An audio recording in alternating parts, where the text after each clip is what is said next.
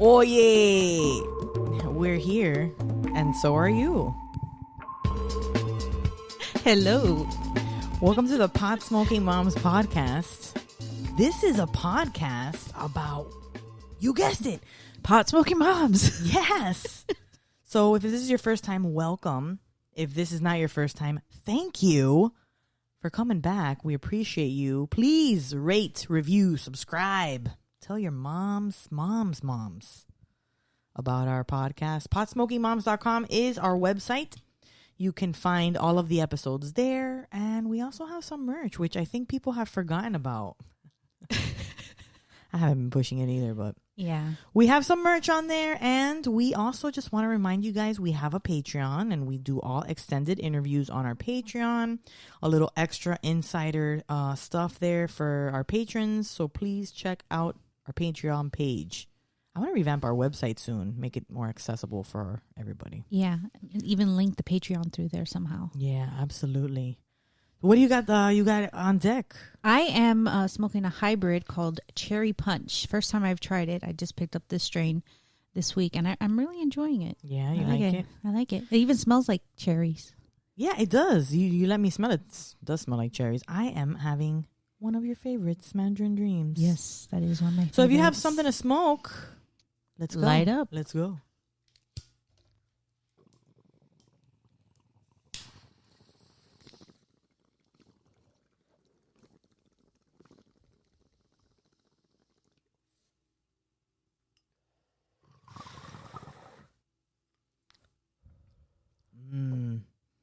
Mandarin Dreams is really like the tastiest. It is. It tastes great. That's why I love it. It's really tasty. This stuff tastes good too. You should try the Cherry Punch. Cherry Punch. Mm-hmm. Whew. So, this week was fun. I mean, last week was actually our episode after Cannafest, but this is the first time we've been together again since Cannafest. Yeah. Last week we recorded our part separately. Because we were fucking exhausted. And I'm honestly... And I was done seeing your face all Yeah, weekend. I bet. I know. I'm You and just me got kidding. into a couple little scruffles. A little scruff-a-duffle while we were out there. Nothing, whatever. Just talking shit, but... we might have scared PotheadMom at some point throughout our... It's like, you guys really fight like this all the time? We're like siblings. Yes, kind of. We spend too much time together. Seriously. But, and I, honestly, after things like these, my social battery, I am a very social person, but I am an introvert because I just, like, you saw how anxious I was leading up to it. And then, afterwards, I just feel like drained. She literally had to purge. I did. I was like barfing the entire time before the fest. But it's crazy. Like I even knew, that night a little bit. Yeah, even that night. Because it was so much that day. Yeah. It was like you said, your battery was drained. You're all day talking to people on the whole time. And then having to do podcast duties when we get back. Yeah. So it was like, and you know what? It's crazy because I knew I always had anxiety. I've always had anxiety. I know I see it in my mom. Like I have the same impatientness as her. And I couldn't really figure out what the signs were, but I started picking up on like me getting short breath and like having that thing where I was having trouble breathing through my nose and my mouth, and then me getting like that, you know, barfy kind of feeling. So I finally identified that anxiety. And it was pretty crazy. But then when we got there, everything was like A-okay, except for the fact that there was a lot of motherfuckers not wearing masks. A lot. And, I mean, we had our masks on, and it was good that we had our little space, that we were vendors. So we had our tent and then our table between us and the crowd, basically. And then I had a microphone, so I would like yell at people sometimes. That was fun. That was my favorite part too, because I get to, like, I didn't have to talk. I didn't have to be in anybody's face. Just talk on the microphone. Yeah. Listen to me on the microphone. But it was pretty cool. It was. So we posted this. Oh my God! So we posted a recap of the Cannafest on TikTok, and people's fucking lost their minds because of the mask thing. Yeah, because there's nobody in the video wearing masks. Yeah, and I watched it again after you said all those comments, and I was like, I could tell some people were wearing masks, but you saw them from behind, so you couldn't really see the mask. Right. But I was like, oh, that guy's wearing a mask. Oh, but you can't really see it because you're looking from behind. Right. And you were fishing them out. Like, all the main characters of that video are now wearing masks, including the people running the booths, which is what really pissed me off the most. Because I was like, these people, at least the people running the booths, should be wearing masks. Yeah. You can't really control the audience, the people going, but at least you could tell the vendors, hey, can you guys please wear your masks? Because when I was like walking around in open areas, I felt comfortable lowering my mask if I needed to breathe a little. But if I was like going up to the vendors and interacting with people, I had my mask on. Yeah. And I had a visor on, which honestly, I think I need to get like a very, very clear one instead of a reflective one. Because it's reflective. I look like Daft Punk. It looks really cool, but to the outsider, it kind of like you can't see my face at all, right? You can't see any of my face. So I was like, okay, now I get why it should be clear. Because people will, see my facial expressions. But I felt cool wearing that. And it was really windy.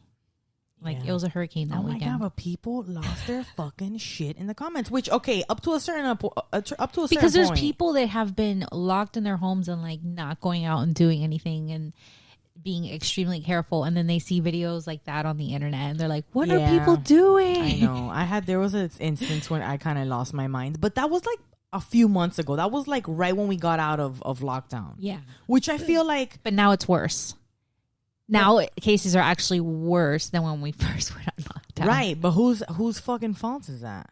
All of ours and people not and doing just their part. the way it was interpreted to the masses. Of course. If we would have started with a different narrative from the beginning, but in Florida fashion, and then I tried to like save save it, right? For some people, be like, look, it's Florida. What do you expect?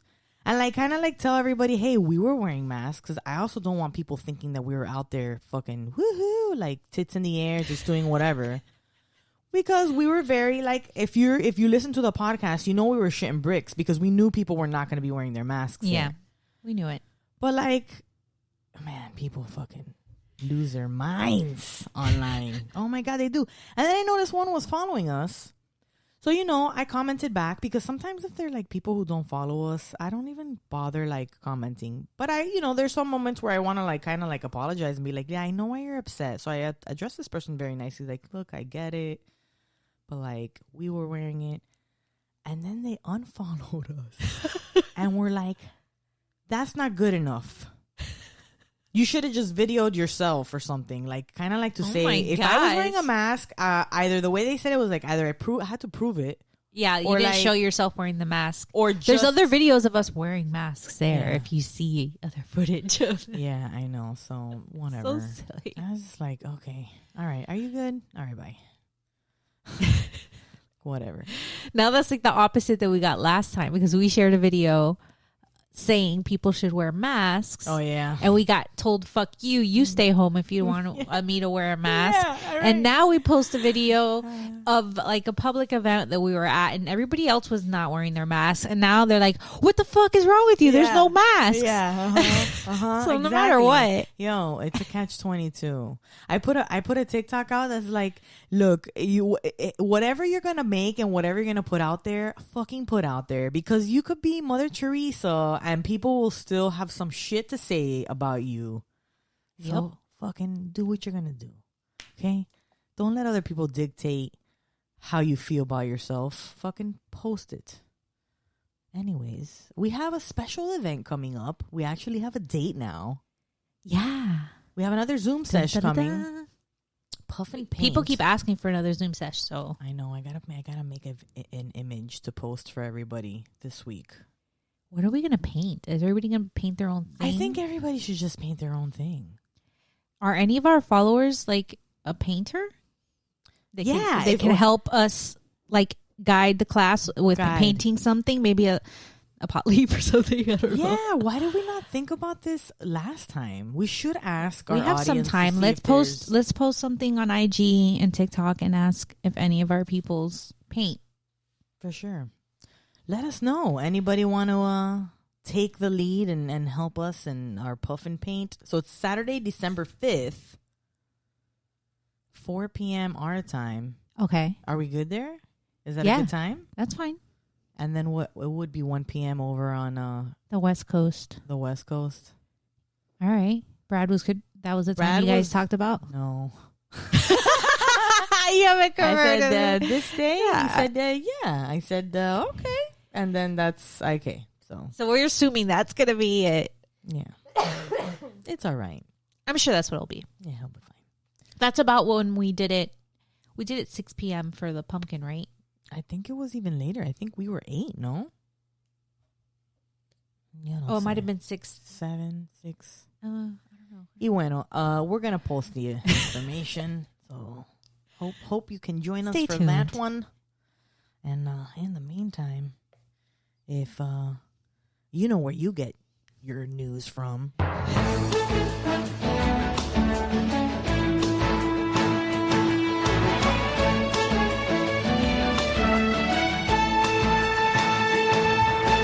We make it work. I improvised that, obviously. I did not know where that was going other than congratulations, New Jersey, Arizona, Montana, South Dakota, and Mississippi. Yes, we forgot to mention it last podcast, I but know. congratulations. In the election, they all legalized cannabis in some form. New Jersey, Arizona, and Montana recreationally, as well as South Dakota, I believe. And South Dakota also did medically in the same election, which is crazy. Yeah, how did that? They had both two. Yeah, usually states go about, oh, we do medical first, and then the next couple of years later, they do recreational, or a few years And later. who was this? South Dakota. They're like, fuck it, let's just do them both in Oh one. my God. How efficient, South Dakota. Congratulations. And Mississippi medicinally. God, congratulations for getting those two on the ballot. Like, oh my God. Yeah, for real, because we're still trying to get recreational on the ballot here, Yeah. and we failed for 2020. Well, stay tuned for that. Oh, and Oregon also Did decriminalization, right? of all drugs, basically possession of small amounts of any drug. That's great. Yeah, I And mean, put forth resources on with- other things. exactly. Put resources, open up resources, and put money into programs for people, and declutter the jails, the prison prisons, system, and yes. like give another focus for cops to not like. Come on, Weed's going to be legal soon. It has to be. I feel like- according to polls, 80%. 68% of Americans support legalizing weed. for sure. And I feel like, honestly, and this is my prediction. You heard it here first, guys. You heard it here first. I feel like within the next 2 years, with the new administration, we should be decriminalizing it on a federal level. I hope so. I feel it. That MORE Act is going to go through. I feel it. Smoke weed every day. So in California, psychedelics legal in California soon? Oh. California lawmakers will consider next year whether to decriminalize psychedelic drugs. On Tuesday, November 10th, State Senator Scott Wayner from San Francisco revealed his plans to really? introduce a bill to decriminalize. Sorry. I didn't think you still had that dick and fart joke humor still. Hey, cool. Hey, the cherry, what was it? The cherry punch is good. Oh, well, there you go. Cherry punch, dick and fart jokes. Should be a list of their effects. Well, he revealed his plans to introduce a bill decriminalizing possession of hallucinogenic mushrooms and other psychedelics. Ooh. If this sounds radical, it's actually becoming more of a movement across the country the past few years. Just last week, like we mentioned, Oregon voters passed a measure to permit supervised psilocybin, a natural psychedelic compound in a therapeutic setting. In layman's terms, this means Oregon is the first state to legalize psychedelic or magic mushrooms. And another first, the state's voters also decriminalized a small amount of heroin, cocaine, methamphetamine, and psychedelics. Possession results in only a $100 fine. Wow. A similar resolution was adopted in Oakland last year. Weiner, who said he does not take psychedelics himself, noted that cultures all over the world have been using them since the beginning of time. We know that psychedelics can be used safely, he said. We know they appear to have significant medicinal uses. In addition, he plans to reintroduce legislation that would allow San Francisco and Oakland, both of which are experiencing increasing numbers of opioid overdoses, to experiment with safe injection sites that would permit users to take drugs under supervision. Whoa. I feel like if you start decriminalizing and focusing on the therapeutic benefits of this, just like we know a lot of, and remember when Alex Chisholm was here and she talked about how she does research on people who are trying to get off of opioids using cannabis instead. Yes. So I feel like once you start to do that, isn't there been studies where they've seen a drop in like opioid use in places where once they started legalizing. Absolutely. So I think ultimately they're headed in a better direction with that. And there's research that psilocybin microdosing, it really does treat like depression and schizophrenia. Yeah. So there's a lot of benefits. Yeah. Yeah. And interesting enough, New Jersey tweaked also the bill. They're also getting on the weed train. I mean, the mushroom train. Mushroom train. They kind of threw in there they would relax the penalties for magic mushrooms when they did the legalization recreationally, right? Yeah. So what they just passed recently, they basically just added it on there that now small amounts of it, I believe, are okay, like decriminalized. You're not going to get in trouble. So it says here, there's no need to trip out over small amounts of magic mushrooms, New Jersey lawmakers say. The state legislator tweaked see, now everything's magical mushrooms. Because I'm not used to calling it marijuana anymore. Yeah. A marijuana decriminalization bill Thursday to soften the punishment for possession of psychedelic drugs. A key Senate committee amended the bill to downgrade penalties for possessing up to an ounce of psilocybin. Psilocybin, the hallucinogenic Oh my God, girl. You need to stretch your tongue out. The hallucinogenic compound found in shrooms from a third-degree felony to a disorderly person's offense, the Philadelphia Inquirer reported. Disorderly person's offense? Disorderly Is that like a misdemeanor, offense. I guess? Probably, yeah, like disturbing the peace or something. Yeah, I guess. Well, that still sucks. This is a pretty tongue-twisting situation, though. Here we go. The Senate Budget and Appropriations Committee unanimously approved the legislation, including the mushroom amendment, which was added by an unidentified senator. Anonymous. I'm really proud that this bill is unique in of its kind.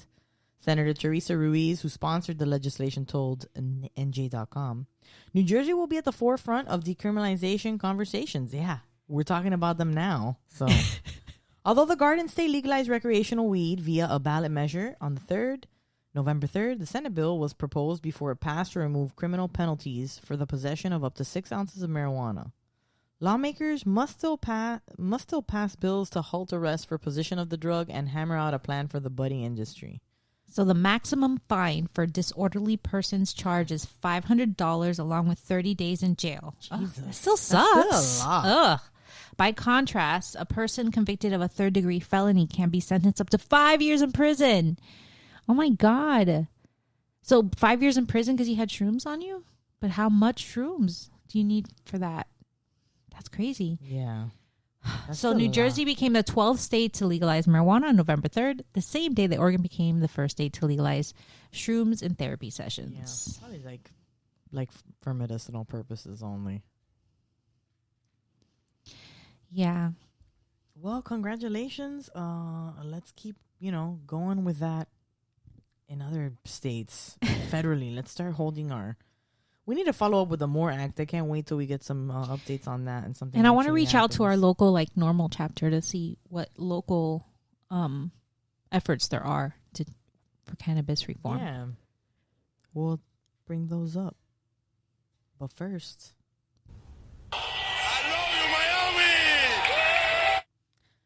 we talked about this a few podcasts ago. The country's longest serving inmate for marijuana crimes will be released early, organization says. The man described as the longest-serving inmate for marijuana crimes in the country will be out of a South Florida prison before Christmas. Wow. Richard Delisi, sentenced to 90 years by a Polk County, Florida judge after his conviction in 1989, will be released in December, 18 months ahead of his scheduled departure. The Last Prisoner Project announced Monday in a news release. The nonprofit, which advocates for inmates serving long sentences based on non-violent marijuana-related offenses, has been seeking Delisi's early liberation. Advocates say Delisi, a 71-year-old who's being held at South Bay Correctional Facility in Palm Beach County, is at high risk of death if he contracts COVID-19 because of various health problems. This will be the first Christmas since 1988 that Delisi doesn't spend behind bars. Wow. Delisi and his older brother, Ted Delisi, were convicted in 1989 of trafficking in cannabis, conspiracy to traffic in cannabis, and a violation of Racketeer Influence Corrupt Organization, the RICO Act. I was on a jury that was one of the things that was on there. Judge Dennis Maloney sentenced both brothers to serve 3 consecutive 30-year sentences. That's how they got 90 years, which is well beyond the recommendations and judicial guidelines. But they still got it. Why? But why would they why do they? Oh my God. I mean, I understand it was the 80s, and think about it. That was like at the height of the war on drugs, right? Yeah. 89, and there was like a lot of weed. Yeah, but still, seems kind of whatever. It feels amazingly wonderful to know that I will be home with my family and loved ones very soon. Oh, that's what Delisi said as he quoted by his legal team in the news release. I'm grateful to everyone who has been there and helped me along in these long years.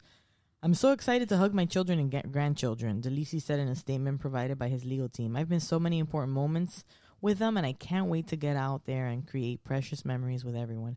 I'm so thrilled that this dark chapter of my life is finally over. God, oh Jesus. My gosh. And it was all because of coronavirus, really, that he got out sooner. Yeah, well. Wow. So Delisi's daughter, Ashley, was 3 years old when he went to prison. And she says, I just want to hug my dad outside of prison. Yeah, I know. So she's been visiting him basically her whole life in prison. That's fucking nuts. This is going to be the first time they're going to have a holiday together. Think about it. She probably doesn't remember any holidays with him being 3. Yeah, that's great news that he finally got released. And it's ridiculous that he was in jail for that long for a nonviolent cannabis crime.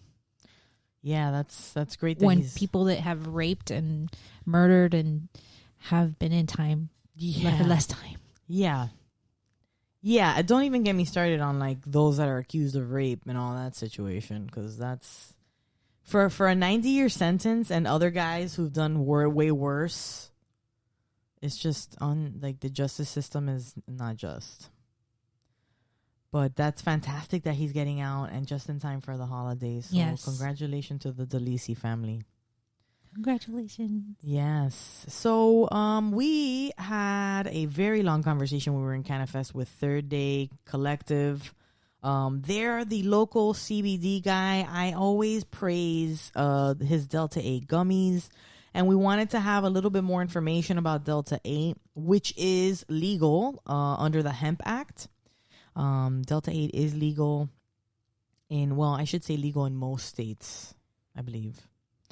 Well, yeah. I think maybe in some states they may have written some additional laws banning it. But here, it is legal without your card. You do not need your cannabis card to get it. And let me tell you, man. Medical marijuana card. Delta-8 is very, very nice. It's nice. I feel like it's perfect in edibles for people who get like a little paranoid when they have edibles, because it's like a clearer kind of high, kind of clear. It's not, you don't get like that fuzzy after effects. So I really enjoy that. But this is the rest of the conversation where we talked about Delta-8, and he gave us a little bit of information about Delta-8. Also, our good friend Diane, who's known as PotheadMom on Instagram, was there to join along with Ralph. And this is that conversation. I hope you enjoy.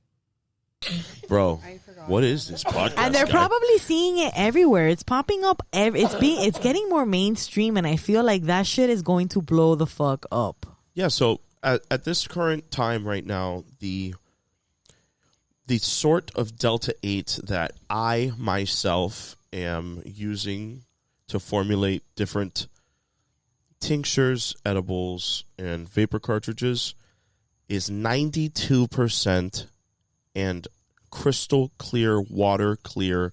Looks like you can literally read a piece of paper through the extract.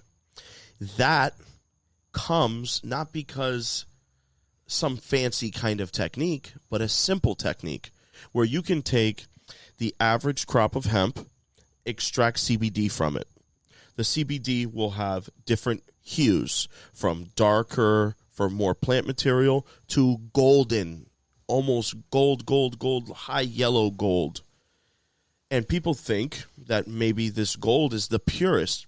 But if you were to take, say, a crude extract, which is muddy looking, and wash it with carbon, and then distill the extract, the vapors that are caught, the carbon moves all particle down, and what goes up is strictly oil. That oil's collected, and that's called Delta-8. Yes, please. Back of the class. Oh my God, PotheadMom. Diane just raised her freaking hand. Diane, how are you? What's your question? So when you're doing that, then you mentioned it would be strain specific. Correct. So you're taking certain strains, like for me, I use certain strains for certain things. I know a Kush lineage is going to be good for my depression. So that would actually be like really great, because not a lot of times do you have a strain specific CBD that is for specific, like sleep or depression, or it has certain things. Typically we have like the terps that are in it for certain things. Well, with this in particular, it is not strain specific. Oh, okay. Delta-8, which I would love to talk about, is like a very interesting anomaly. Delta-8 is now... It isn't found in high concentrations in cannabis, whether it's marijuana or hemp. There's not a specific strain that has more Delta-8 than the other right now, as of now. What it is, during the extraction process and cleaning with carbon and distilling it, the distillation or distillate, right? As it's created and poured into a beaker, it's actually changing structure from CBD and converting to Delta-8. This was an accident. But wait, okay, I'm sorry. So It the happened. Delta-8 I understand. Yeah. Is derived from CBD. Okay, so the way that I CBD am going converts. to use the example, we were just going over this in homeschooling as a periodic table, right? And some of the elements can be liquid, but in extreme temperatures, it can be a solid. In another extreme temperature, it can be a gas. Different processes can make this element. Water was the easiest example we could think of. Right now, it's a liquid. When you have compressed air, it's like a gas, and it's like you can freeze it too also. So that's why I understand what you're saying. Right. So what the savior, what I believe, and I'm going to say this out loud, speaking on behalf of the hemp industry. The hemp industry overgrew hemp last year. And when I say overgrew, I mean like entire crops were going bad because they couldn't even find people to work the fields. Okay, a total waste. Speaking on mental illness, many, God bless the dead, many farmers took their lives last year because of this. because of COVID? Because of hemp. Oh. No COVID. COVID wasn't even on the scene. I know there was a heavy thing with farmers, like in India, being very depressed, and like there was records of suicides. Very interesting. I have to look into that. Yeah, and the agricultural hemp side of things, stateside, people got very excited. Yeah, for sure. Go ahead. Oh my God. Again, another question. Diane? PotheadMom, go ahead. Okay, so Salem witch trials, actually, it's been theoretically talked about. The Salem witch trials could have happened because when they were growing, I cannot remember exactly which plant it was, but the plant produced a certain type of mold that would be like LSD. I did hear about that. Okay, and then the people of the town ate it, and then they all tripped. So they're eating, and they're not like tripping. They to were the tripping extreme. balls. No, they're not like tripping balls. They're It was like microdosing, botulism, right? It's weird. What? It was like a botulism, like a rotten food. It that was. You shouldn't have ate. Like, was it green potato? No, it was green potatoes. No, it was not. Almost. Callback. It was like a mead that it was like their grain that had like this mold that just grew on it, and they were just cleaning it thinking that they're washing it off, but the plant itself is like growing with this mold, and they were going crazy eating the food that they're making, you know, their breads and things like that with that. So I wonder in farmers if, you know, big batches of like mental issues like that definitely can be related to certain environmental things. Yeah. Imagine that you are here witnessing for the first time in your 50 plus years life, however old you are, and you're watching the industrial boom of agricultural hemp come back to America. There is nothing in this world that moves people like the hope of money or winning.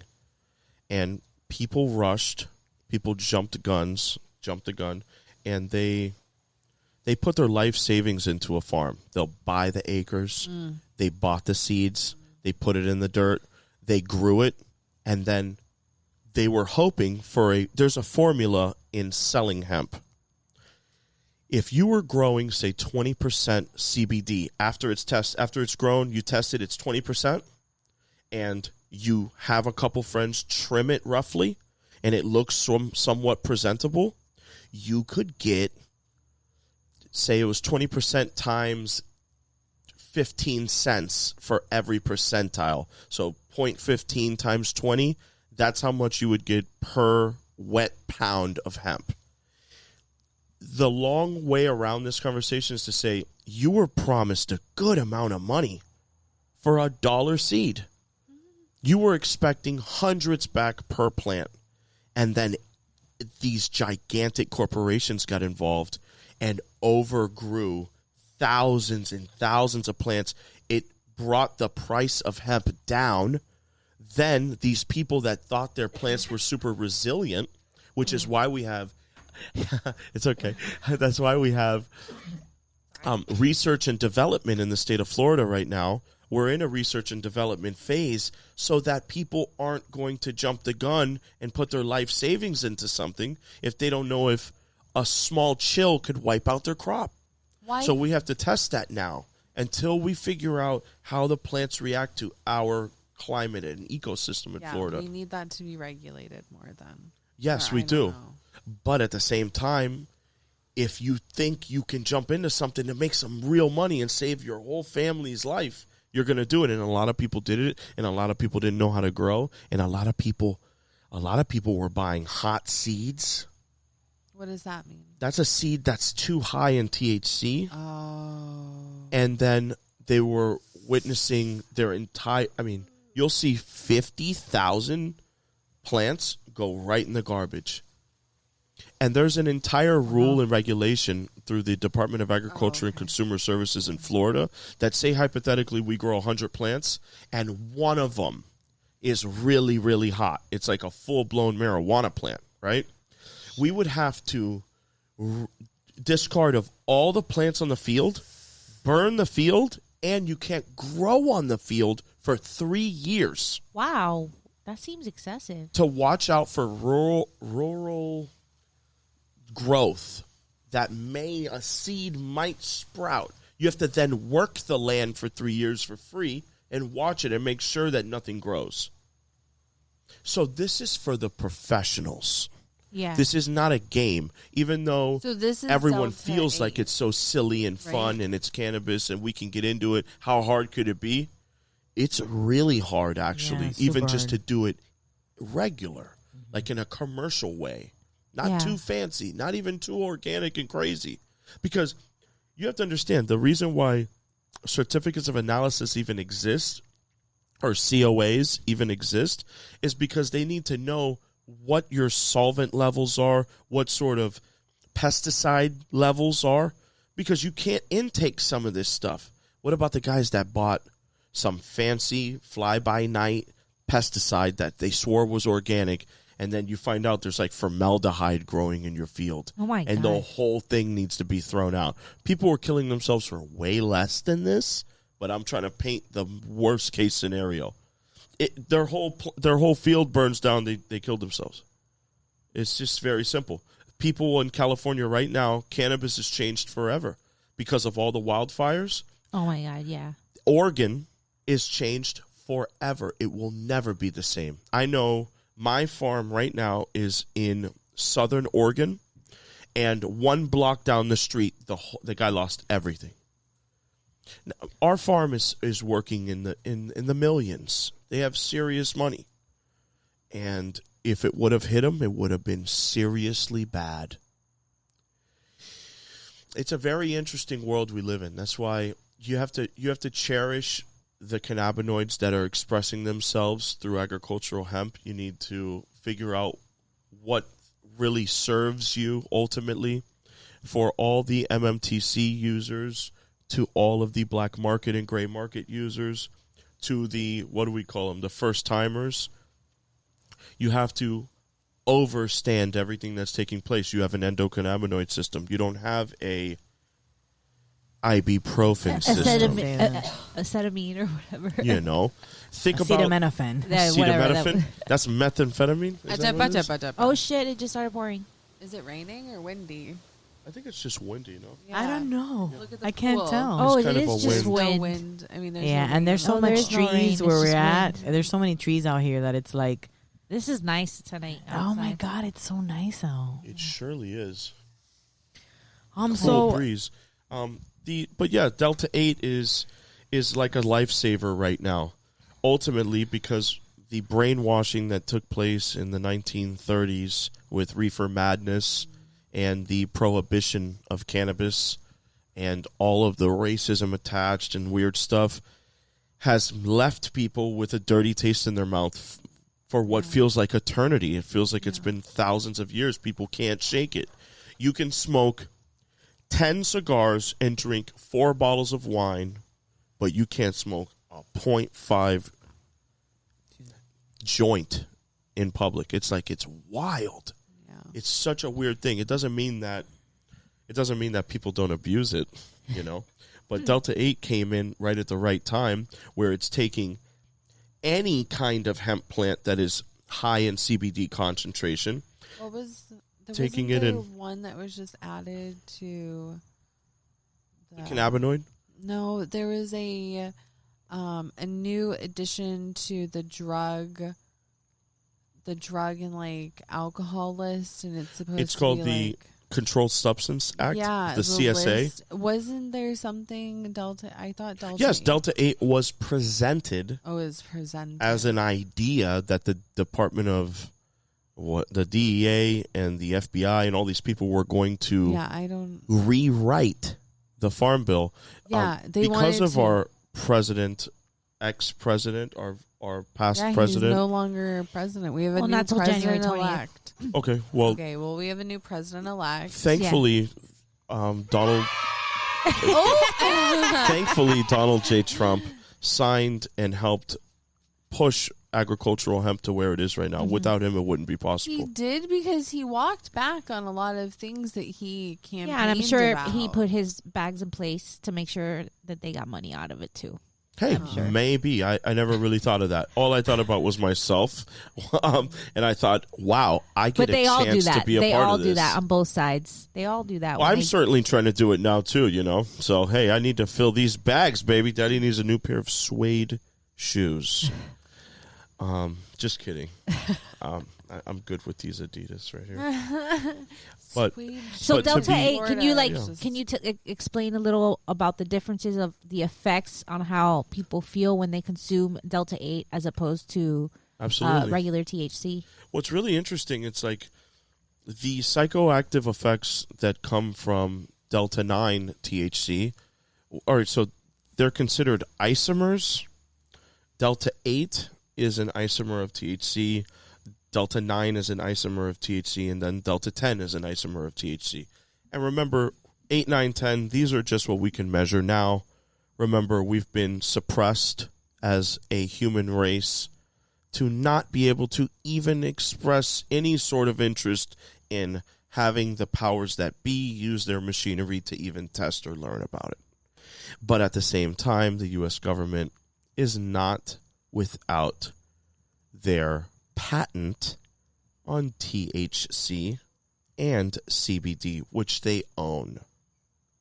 So that's really interesting. Plot thickens. I just expected him to drop the mic right now. Plot just thickens. They don't lose. The house never loses. Delta-8 is amazing. For all the people out there that are super heady and you're chasing the most 60 micron God sent cold ice water hash, fresh frozen from the indoor grows of the 30 to 39 to 40 percentile Delta-9 THCs, those guys that are chasing the golden ticket, the genuine article of all things Delta-9 and cannabis, to all you real cannabis lovers out there, you'd love CBD. You would love Delta-8. You would love CBG. You would love CBN. Delta-8 in particular is around 70% the potency of Delta-9. It is purchased over the counter without a medical marijuana card. You do not need a specific license to have it, obtain it, or send it in the mail. Nice. It's amazing. It's also with its own cautions. Disclaimer would be, don't use this and operate a motor vehicle. If you're under some sort of influence of any sort of psychoactive ingredient, then you're in a lot of trouble if you make a mistake or your judgment is impaired. It's not your reaction, it's your judgment. What goes first? This is from your driver's license test. What goes first, your vision or your judgment? We all think it's our vision, and then by that time, then we know we're drunk. But the truth is immediately your judgment is altered. And the judgment, you think you're good enough to get back in the car and ride, but you're under an influence of another substance. It's just true. You've brought something else to your body. So shout out to everybody who likes to medicate and not ride around wasted. That's the way to do it. But then, hey, what do I know? I know a bunch of people that only like to smoke and ride. So it's very interesting. You know your tolerance. And yeah, I was just going to say every body reacts. I would suggest not to. That's my disclaimer from third day. So that was my next question. I am so sensitive to different strains, and everyone really likes to make the argument, oh, it's no different from a sativa to a hybrid to an indica, and they're all the same, and it's just the lineage of it and whatever. Yes, I do agree with that to a degree, because certain bodies still need certain things for their endocannabinoid systems. It's so interesting to hear you say this. Why? Because you are speaking from a place that you're observing the market. You're watching markets. And myself. I don't think you really realize it. You're watching human pattern. Yes. You're pattern aware. Yes, very much so. And I've noticed it in myself because I've noticed certain products, edibles in particular, they don't give me that big spike. I hear that from women all the time. And going through therapy, I've actually decreased my tolerance, meaning I can't smoke as much, and I'll have anxiety now from inhalation from THC You're products. supposed to. Yeah, so I used to not have that happen, and then the more reprocessing, you used to suppress it. Yeah, the more I fixed my neuro pathways, the less THC products I needed. It was CBD the helps craziest build new thing. pathways. Yes, and I started using more CBD. CBG was my go-to because I have an issue with eating. My belly gets upset, and CBG It works is specifically it's for appetite. Well, not even for appetite. It's actually for ulcerative colitis, Crohn's disease. It has a lot to do with For your gut health. digestion. Yeah, okay.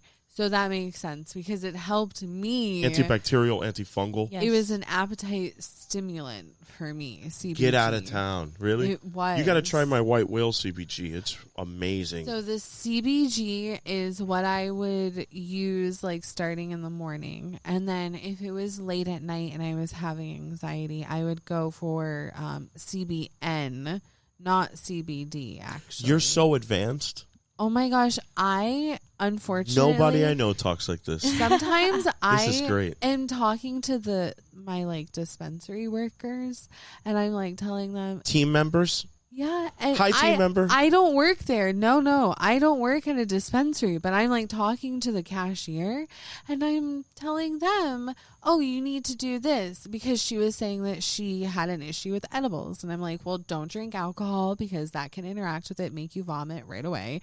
And then also it can make you be very dizzy. And also if you don't eat with it, if you don't have any fats or anything, it's not going to work. Correct. It's crazy that you're schooling the bud tender. The bud tender's supposed to be telling people. And I'm like, shit, I'm What? old. Yeah. I've been smoking pot for a long time. But I truly do. I've found the Your regimen. You medicinal found your regimen. purposes, not like just the getting high part. It's not just You're trying to use selective cannabinoids to serve their proper purpose. Yes, because each plant has different, just like each element has different protons and neutrons, each plant has different elements that have different terps that will give me maybe more of a head high and I can be a little funny, or a little bit of a body high and I can go to bed. But different things, like, yes, I'm very, very strain specific. And when people say, oh, well, it doesn't matter if you have a sativa, it won't give you anxiety. Bullshit. No, you know. Very interesting. You know. Bullshit. Yeah, so I'll get into the Delta-8 for our listeners. You know, you guys hear how indica has taken over the open market and how people say there is no real sativa or no real hybrid or no real indica. Or it's all mixed up. Some it's all indicas crossbred. will give me anxiety too. Well, I'll tell you what. Everything's supposed to give you anxiety from the medical marijuana treatment centers. Do you know why? No. Because they are strategically, their plan is strategic. Number one, there's bills written to suppress your endocannabinoid system. There's pieces of paper that were written to make sure that you do not achieve the entourage effect, a.k.a. a BKA, better known as the, endocannabinoid system. You don't want to know what's in this then. You're It's trying not to have whole flower. homeostasis in the body is the phrase that I'm looking for. And that's when all systems are working together properly. Now, the only way to achieve homeostasis in the body is to be able to have levels of all cannabinoids present. The one that needs to be the least bioavailable, do you know which one it is? It's the one that they're specifically modifying to serve you. THC. THC needs to be in such small concentrations to reach homeostasis. It's unbelievable. Why do you think full spectrum CBD oil that's under 0.3 is working so well? Because the basketball player just needs to show up and sit on the bench. As long as the whole team is there, we're going to win. You follow me? That But what sounds- happens when you go there? You say, hey, can I get some? Oh, no, we don't have any. Oh, You know- you guys have a CBG rich flower? They're like, no, we don't. I know all of this information because there was a man at my local dispensary who is very big into CBD. He doesn't even like talking about THC products because he thinks that the MMTs are just fucking bullshit with them. Thinks that they're genetically modified just to be super high and like bake everyone out. And he schooled me so much that I like think about him every time I have CBD, because he like really drilled it into my head that like you actually need this more than you need the THC part. You need the ratio products more than you need anything. And he was like very, like, he sounded just like you. Let me tell you something. They did a test, You guys should be friends. a triple blind study. Got a girl. A girl walks in. They give her THC intravenously. And they ask her to fill out a document, a questionnaire. When they gave her the THC, pure THC, in the blood, straight through the veins, she had the worst case of psychosis in the world. It's like she could never come back. She cried and screamed and tried to rip out of her own skin. When they gave her the placebo, she was nervous, but she could fill out the paperwork. When they gave her 1 part THC to 1 part equal CBD, she laughed for 3 hours. She couldn't even take it serious. Now, let's think about this. This is a fact. I can't make this up. I got the video. I can show it to you. This is all the videos. I got everything. He's got all the tapes. I don't have everything. Not everything, guys. I don't know if we walked on the moon, ladies and gentlemen. I don't know. How did he have reception in, like, whatever? I can't even get reception in the hotel. But this guy FaceTimed from the moon. Okay, you got it, buddy. Anyway, so CBD, Delta-8, CBN, CBG, all these things, they were higher in land-raised strains. As a matter of fact, the only way that we have real knowledge on this is due to seed hunters. Rest in peace to the gentleman, Franco, God bless the dead. Franco from Seed Hunters, Strain Hunters. They would travel around the entire world looking for genetics. So what they would do is very simple. They would go to incredibly poor countries and beg their medicine men to take them to their natural longest growing plants and pay them whatever sort of note or food, barrels of rice, whatever it took to get those seeds, just a handful of them. So they've collected every single genetic across the entire world. And what they're finding out is strains coming out of Africa specifically are incredibly high in THC-VA. THC-VA is a diet cannabinoid. So all that munchies it's like a reverse effect. So think about this. There's a guy in this world with genetics that can make the world stop having munchies when they get high. And they won't release it. Remember how we were talking about tomato seed hoarders and traders, exclusive rights? It's like there's so many different things that it's going to be difficult for people to get all of those cannabinoids. So what we're ending up doing is we're using what we got. And we've got access to wild, outdoor grown agricultural hemp. And at first you're like, man, this is just going to be what, textiles? We're going to make some clothes, maybe some CBD oil. Look at what's happening. They're finding THC, VA, and CBD strains, or agricultural hemp strains. They're finding CBG, CBN out of hemp. They're finding if they make distilled CBD, it converts to Delta-8 THC. We don't need to go anywhere. In the end, which I've already spoke to the genetics team, there's already a mother strain that exists right now. Check this out. Beautiful indoor grown flower, no cannabinoids. It's 100% terps. What? Then they're going to isolate each and every hemp-derived terp, and they're going to start playing God. And it's not a bad thing, because if you need to lose weight but still need to medicate, they're going to be able to pull this sort of terpene and mix it with this sort of cannabinoid and give you a vapor cartridge or make you a gummy with it. You will be tailored specifically to your needs. This is in a futuristic So utopia. we have Tylenol, we have Motrin, we have ibuprofen, we have Dramamine, we have all these different pills for all these different things. Why not use a fucking plant for all these different things? Oh my God, it's amazing. It's a lot of different stuff going on. By the way, those old strains that our parents used to smoke, our pot smoking moms and dads out there, Yep. and Grammys The and OGs. grannies. You know the real OGs. Shout out to Chef Long. That's my grandfather. Bringing him. Yo, this bread was sitting next to the Glade plug. Yeah. And it tastes like the Glade fucking plug-in. I'm glad that I thought I had COVID. All right, guys. Terpenes are now taking over the house. That's why I was making Shout out to Glade artificial plug-in bread. terpenes infusing into that bread basket. Glade We were plug-in just talking bread? about how the bread was tampered with by the witches. Oh, my Oh God. boy, the Salem trials are happening in this crib right now, y'all. Oh my God! Like, cue the lightning and thunder.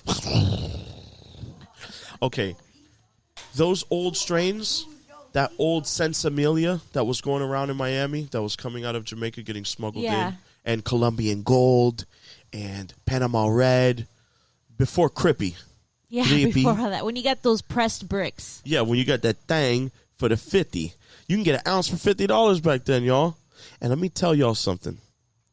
To all you naysayers, those were seeded hermaphrodite male and female swag, right? Mm-hmm. And it got everybody higher than hell.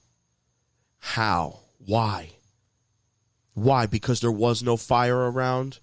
No. I've discussed this on my Burt Waffle podcast. Because it had the closer to the entourage effect. Yes, because the cannabinoid content was totally skewed. They're saying the Reggie and the hermaphrodite seeds and all of this sort of brick pack Mexican, they call it, that was sprayed with different chemicals, which it was. Some was sprayed with strychnine and like they would spray with Raid, embalming fluid. People have done a lot of things to go to another level. Ugh. But the pure, good yard Jamaican from, say, 30 years back was extremely high in CBN. Not high THC. THC was like 2-3%. It was enough to get you blasted, though. Yeah, and that's the all you CBN, needed, really. That's it. You only need 1% and together, to get they work high. together. They do. And they had high CBD and high CBN, specifically high CBN, which is a sedative. I want more strains that have high CBD and like at least 2% THC. I tell people to diversify their cannabinoid diet. Go and find the exclusive boutique agricultural hemp spot and start shopping around. Be an educated shopper. Make sure there's a certificate of analysis. Make sure that these people know each and every single thing. Test them. If Quit you don't, knocking CBD. It's not diet weed. It's fucking weed. it's something else. Diet weed. It's something else, Oh, y'all. that's what I just Christina feel like called it. That's why I'm always like, what are the effects? Like in the long term, I understand it to be kind of like a supplement. Like, you know, you use something you use chondroitin, glucosamine chondroitin for your knee joints, blah, you know. But like, I don't know. I think people write it off because it's not such a noticeable. You don't feel it. Yeah. Yeah. Come through and smoke this Bubba Kush 26.3%. And on a sober, regular afternoon, smoke a whole gram to the head, and you are blasted. It is real. Yeah. Go a month without. Not a month, half a No. day. Just during your day, go- smoke CBD strains. Yeah. Go for a a daytime month, though, vibe. without You'll see. smoking. Just do a tolerance break. Right? Get a good whatever flower. CBD, CBN is usually what I like. Get a good flower. Make sure, like you said, it has All the an tolerance break analysis. people need to listen up for this one. And really smoke it, drink it, Make put it in a tea. smoothie. Yeah, put it in a tea. Consume it in other ways. Eat it in the gummy. It's all metabolizing differently through your lungs, through your liver. There's a through your little blood. THC in it. Yeah. But when you start building that up, you'll actually notice you won't need as much THC, is what I've noticed. You can smoke how many blunts if money wasn't an issue, and We smoke 0 blunts. well, all right, It's more like bong rips. cones stuffed to the absolute gills. If in a productive regular day, if money wasn't an issue, how many could you smoke king size joints?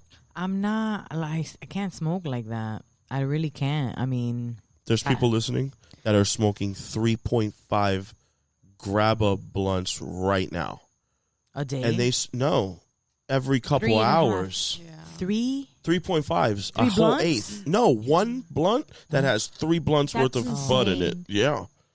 There's people that do And that. it's exotic. And it costs $75 a pull for an No. eighth. How can somebody really do that much? I know people who smoke an ounce in 2 days. Yeah, I do too. And they're not high like that. I They're know people that just do whatever. like one 1 gram tabs, like just for fun. 1 just- gram dab. That's 1,000 A milligrams. Yeah, a Yeah. dab is can't even think about that. concentrated. You've done I dabs? THC. We tried, but again, like I cannot go hard like that with that. I don't know. THCA is my favorite for dabs. That shit is strong. THCA is like it's like a powdery. And you Yeah, can we've dab tried it. that. Yeah. And I can put like a little bit on top of like a bowl, and that to me is like the bedtime stuff, and then it knocks me out, and then I go to sleep. And that's like what I do at bedtime. If I have like issues with THC, like regular flower edibles, like Yes. they never work for me. Okay. Would CBD edibles not really probably be the best way for me to digest? Your best to bet would be the take- Delta-8. The Delta-8 has crept into people who are unbreakable. I know this for a fact. I deal with a few young ladies that can't feel any effects from Delta-9 edibles, for example. Never. I've never had an edible work for me. They've never felt anything. It's about your AKT levels. That means your internal measurement of psychosis. You're not converting, and what is converted isn't affecting your mind. It's like bypassing through your liver. And whatever is affecting you, I truly believe, because this is only women that I've dealt with this, they don't feel it. For some reason, I believe Oh my God! Do I? your know a mind guy? is stronger or has already produced another level of cannabinoids that maybe live with you. No, we don't know enough about the I have endocannabinoid too system. much Yeah, weed in no, my and I feel system? like no, but it's also women too, always. women. I feel like they have a higher tolerance sometimes too. You know, Pain specifically, I know Yeah. that for a fact. The Delta-8 would work excellent for you. It approaches by passing the blood-brain barrier in about 5 minutes, and it also uptakes the CB1 and CB2 receptor. Now, there is a third receptor, which they found a long time ago, but since there's no one talking about it, no one brings it up. Here's another thing people don't bring up. Take some THC oil and rub it on your belly button. Watch what happens then. That's a whole nother portal. People aren't even thinking about topicals like that. I can go on for a pretty long time on a tangent. Actually, but- CBD is like amazing for eczema. I have Oh, for sure. a type of so it's an autoimmune illness or something, and I have a certain type of eczema that flares up during stressful times or hormonal times, and it's specifically on my hands. It blisters super bad, and I have to use CBD for it. That is the only kind of soap that I can use, and my hands look normal and Wow. they're not blistering. And Try CBG soap. Antibacterial, too. Yeah. It's pretty good. And Something very special about CBG is, you ever heard of this skin disease? It's like a bacterial disease called MRSA. yeah. MRSA, say for a person who's locked up, they get some MRSA, they're going to die in there. They're not going to make it out. Their autoimmune system isn't strong enough. CBG oil used topically got rid of MRSA. You can't even, I don't even know what else does that. So what's going on there? So when you take that inside your body, what's it getting rid of? This is why we It's need really more interesting. testing We on do. it. We need to do more Yeah, we clinical need more trials. We need research more and- investigation. The Delta-8 will do something special for you, though. Let's you test gotta it. give it a shot. I think I have 2 gummies left right here. Not sure how y'all feel. I actually Not have- tonight. I Gotcha. don't want to just go I to have a- bed. All right, no doubt. Yeah, I'll probably just. I have a question. For Yes, you. please. What does your daily cannabis intake look like then? Okay. Specifically, Like when you wake up, wake up, take my baby boy to school, love you, kiss, get out the car, drive home. so with your Breakfast. coffee, you don't like smoke anything. No coffee. You don't drink coffee. I drink a warm glass of water when I wake up to Warm massage my water. organs. Yeah. I got my So boyfriend I'm for a that. little bland. Warm cup of water, huh? Wow, Ralph. Really exciting. Yeah, riveting. Riveting stuff here. Yeah, I would, if I had not a lot on my plate and I could totally just burn a few hours away, I won't. And I'll get back to work. But if I was having a total vacation and I just made the biggest sale of my life, maybe a 0.5 of a CBD or CBG mixed with THC dominant strain. Or now my new go-to is the Delta-8. And the reason why the Delta-8 edibles are so cool and the Delta-8 tincture is so cool is because it doesn't create the uncontrollable mind-wandering psychosis that Delta-9 produces. Can I say that when I did take it, something that was interesting in the way that I kind of, I don't know, the way that I understood it to be and how it worked for me. I feel like there's a certain fuzziness you get from when you smoke like THC and regular bud. But I feel like the fuzziness is not so foggy. It's a less foggy high. It's kind of a little more clear. Like you will feel like it. But it's like, I don't know. It's not as foggy. I like the fuzzy feeling that I get sometimes when I, smoke regular bud. But sometimes, like, especially during the day, I mean. Wear your day out, man. Yeah, You're, like, and you get tired exhausted. really. Yeah, I'm like, we're really exhausted right now, actually. I see you guys. We can Yeah. wrap this up in a couple minutes. Yeah, for sure. I'm like, I just have a really bad headache, too. No doubt, no doubt. I say be a powerful person, whoever you are out there that's listening. Start to do more research about cannabinoids that we do know about.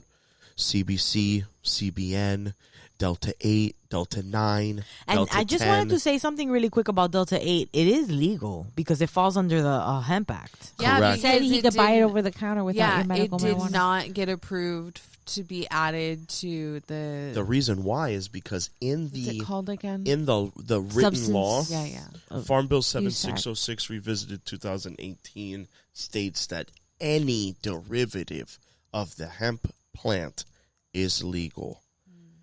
The DEA wanted to say, we want to add all isomers too have to be regulated, especially if it's THC. Then the commissioner, the president, please excuse me for your categorization in this podcast, but I want to send and extend an olive branch to Nikki Fried for Yeah, she's the shit. boom. And Holly Bell, I see you. Thank you for taking my call. Holly Bell and Nikki Fried are one and the same. They have each other's back. They're fighting for Florida in agricultural hemp. And Nikki Fried, and I quote, said, "You are not going to take Delta-8 away from Florida. It will stand. It is legal." And that's it.